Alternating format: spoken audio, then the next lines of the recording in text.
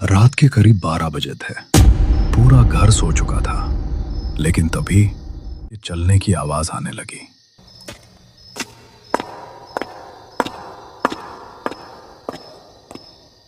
पहले उसे लगा शायद बिल्ली होगी, लेकिन यह कदमों की आवाज थी। धीरे धीरे कोई छत पर चल रहा था। माँ, सुनो, ऊपर कोई है? माँ उठी। कुछ देर सुना, लेकिन तभी आवाज बंद हो गई। कुछ मिनट बाद आवाज फिर आई, इस बार पहले से तेज, जैसे कोई दौड़ रहा हो।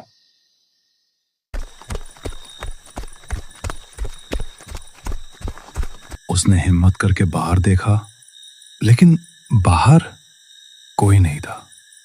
वो वापस कमरे में आकर बैठ गया।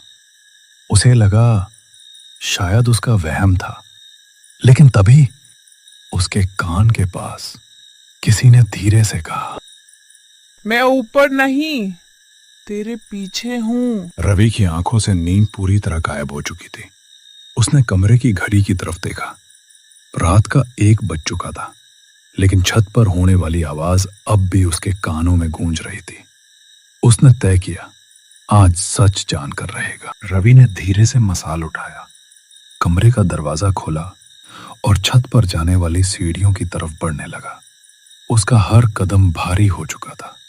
दिल इतनी तेज धड़क रहा था जैसे बाहर निकल आएगा।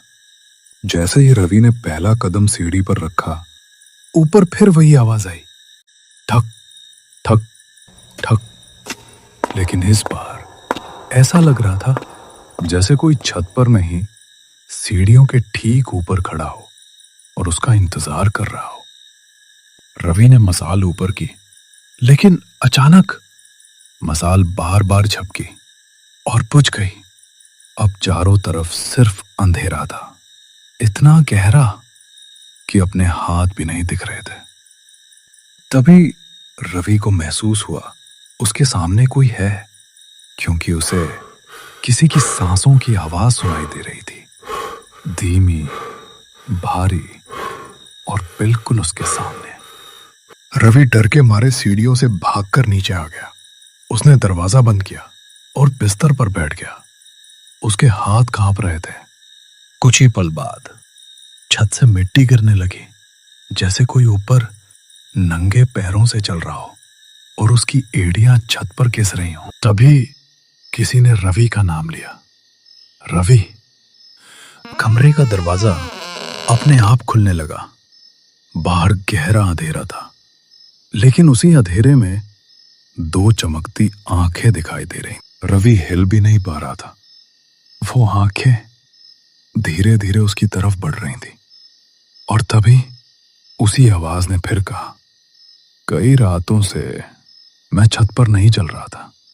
मैं रास्ता ढूंढ रहा था तेरे कमरे तक आने का। सुबह जब पड़ोसियों ने दरवाजा खोला, कमरे के अंदर कोई नहीं था। रवि गायब था, लेकिन फर्श पर कीचड़ से बने पैरों के निशान थे, जो सीढ़ियों से उतरकर उसके बिस्तर तक जाते थे और वहीं खत्म हो जाते थे। आज भी उस घर की छत पर हर रात कदमों की आवाज सुनाई देती है।